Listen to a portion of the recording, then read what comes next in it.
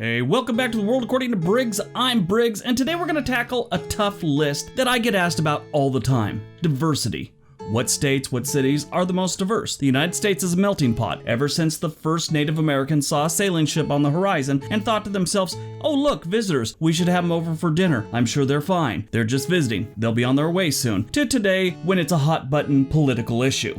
Diversity is more than just racial differences. It reflects a population's mix of not just races, but also cultures, religion, economic status, and other characteristics. If you're looking for a new place to live, it might be important to you if the state has a good amount of diversity. A diverse state can offer you many things, many opportunities, experience different food, people, cultures, music, and very colorful parades in some cases. WalletHub did some research and ranked all 50 states from first being the best to 50 being the worst in different categories related to diversity.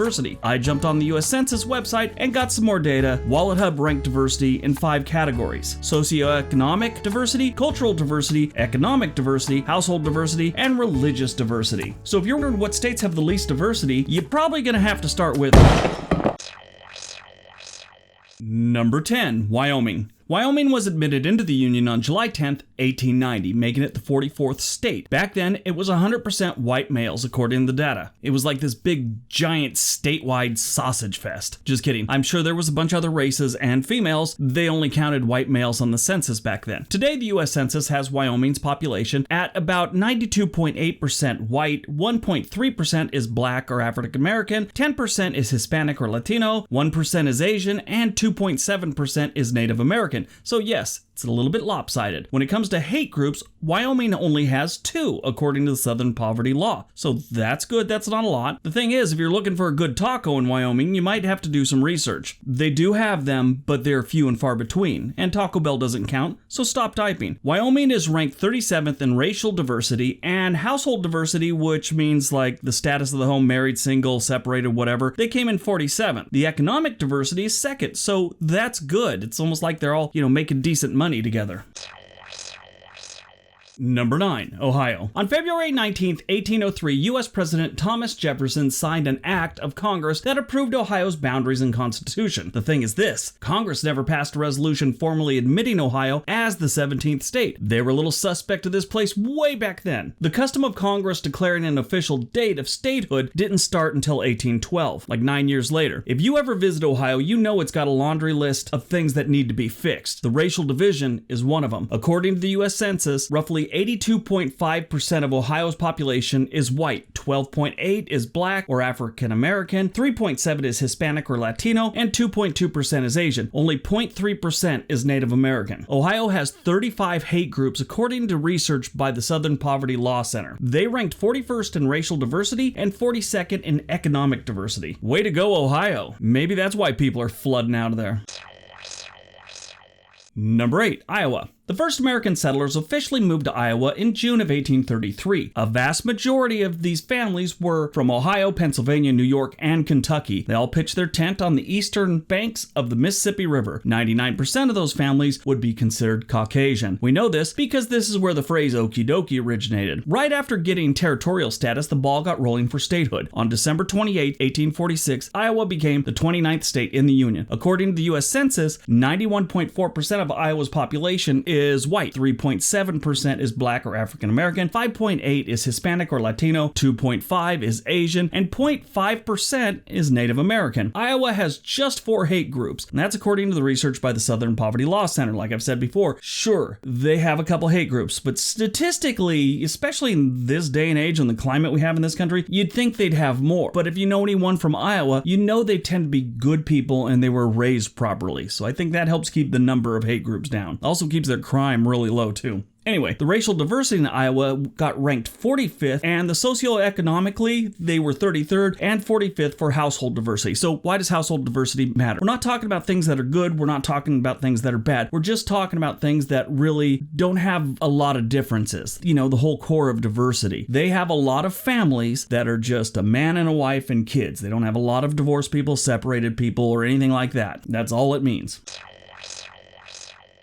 Number 7. Utah. The Beehive State was admitted into the Union on January 4th, 1896. Like most Western states, it started as a territory and has some pretty strange history when it comes to outsiders, like the Mountain Meadow Massacre, for example. This happened in 1857 when a Mormon militia decided they didn't like a wagon train full of people from Arkansas camping on their territory on their way to California. So they surrounded the settlers, and over the course of 4 days, they terminated everyone over the age of 8 years old. I don't know what their problem with the people from Arkansas was. I mean, I have a neighbor from Arkansas and I won't let him borrow tools, and he keeps putting trash in my can when his is full. I'm not going to lay siege on his house and attack at some point. It just seems like a little bit of an overkill if you ask me. Anyway, like I said, they aren't really fans of others. I mean, that was until sometime later when they needed tourist dollars, and they're fans of everyone. Come on in. They even convinced a bunch of tech companies to move to Utah over the years. They have like 18 data centers and who knows how many data rooms there. 85% of Utah is white, 2% is Asian, 1.2% is Native American, only 1% black or African American, and 6% other. I wonder who's an other. They also have a large Hawaiian and Samoan community because of the Mormon thing. Anyway, they are ranked 50th on household diversity and 49th on both political and religious diversity.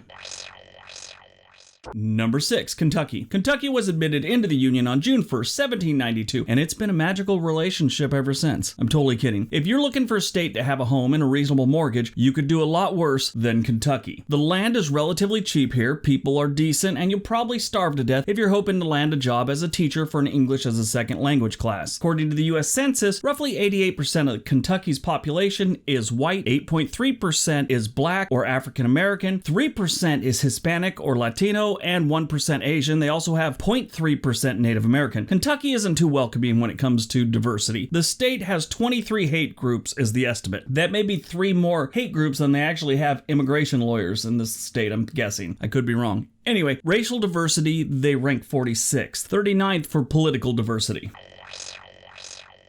Number 5, Montana. Montana's nickname is Big Sky Country, and it was admitted into the Union on November 8, 1889. So it hasn't been around as long as a lot of the other states. Anyway, Montana is a state very similar to Wyoming as far as, well, almost everything. Similar landscape, weather, history, and dude's name Wyatt. According to the U.S. Census, roughly 89.2% of Montana's population is white, 0.6% is black or African American, 3.6% is Hispanic or Latino, and only 0.8% is Asian. Now, this is one of the highest we've seen of Native Americans. They've got almost 7% Native American. Montana also has 7 hate groups. Every one of the types of diversity that was ranked, Montana ranked in the 40s, except economic, just like Wyoming. Wyoming was number 3. They were ranked number 2 in economic. Everyone's making the same kind of money there, apparently.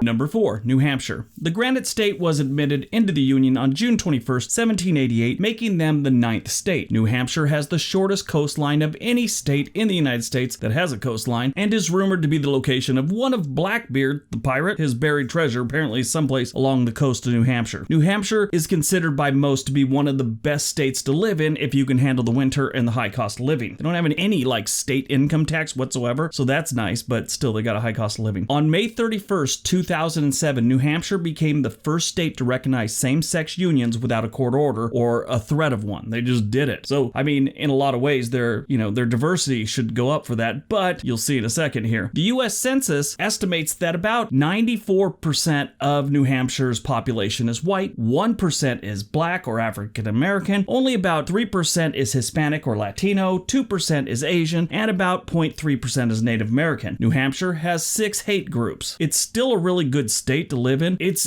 a beautiful state, beautiful landscape. Just not a lot of people move there that aren't really, of the Caucasian or Western European descent. New Hampshire is ranked 47th when it comes to racial diversity, 36th with economic diversity, and then when you look at household, it's 46th, and religious diversity, everyone's going the same route on that one. It's ranked 48.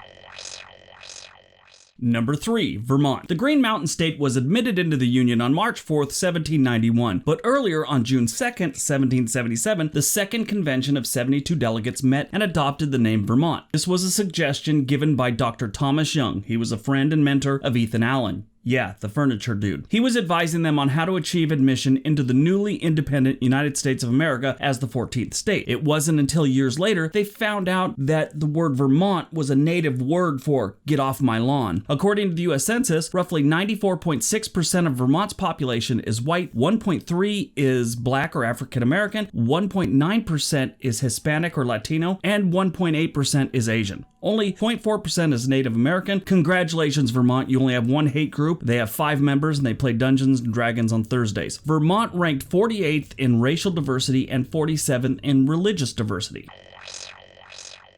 Number 2, Maine. Maine is a great state, and the people have always been very welcoming. Well, maybe not that city official that emailed me. He was a little perturbed about something I said in a video. He said I gave bad information about his town, which I didn't, so I directed him to the link of his own city's website where the information was, and I never heard from him again. I don't know what happened. Anyway, most of the people are nice in Maine, which is why I was a little shocked when I read the demographics of Maine. It just didn't seem accurate, but it is. The Pine Tree State was admitted into the Union on March 15th, 1820, making it the 23rd state. So there's been plenty of time for other people to catch on to Maine. According to the U.S. Census, 95% of Maine's population is white or Caucasian, whichever you want to call it. 1.5% is black or African American. 1.6% is Hispanic or Latino, and only 1.2% is Asian. About 0.7% is Native American. Maine has just 3 hate groups. So, I mean, that's good, but still. The racial diversity in Maine was ranked 49th by Wallet Hub. The religious diversity was 50th, and the household diversity was 39th. Now, I want to make that clear on that one. This video isn't about how something's bad or anything like that. The household one just tells you that there's not a lot of different family types there. There's not a whole bunch of single moms or single dads. There's not a bunch of divorcees or separated people. There just seems to be a lot of average American households. Dad, mom, kids.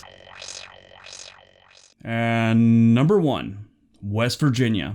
If you're looking for diversity in West Virginia, I got some bad news for you. There's almost none. At least outside of Charleston, maybe Huntington and Morgantown. Once you get outside of those 3 cities, diversity becomes rare. Very rare. Like a mermaid riding a unicorn being chased by Bigfoot behind a Taco Bell type rare. Go deep in the hollers, and they think Malcolm X is a member of the X-Men. In case you don't know what a holler is an Appalachian pronunciation for hollow. A village in West Virginia, for example, might be identified as a holler because of, it's in the mountains and its geography, basically. The Southern Appalachians are not the only place with hollows, although they may be the only place this side of Jupiter that calls them hollers. According to the U.S. Census, roughly 94% of the population in West Virginia is white. 3% is black or African American. 1.5% is Hispanic or Latino. 0.8% is Asian. 0.2% is Native American, and that is it. In addition, Wallet Hub found that the state scored low when it came to linguistic diversity, meaning they only speak one language there. When it comes to racial diversity, they rank 50th. Political diversity, they rank 37th, and religion was 42nd. Not a lot of diversity going on here.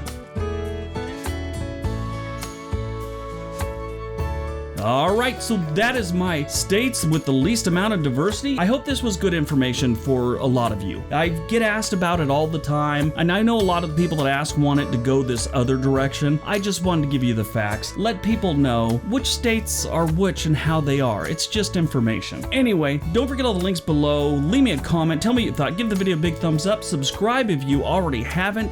Everybody have a great day. Be nice to each other.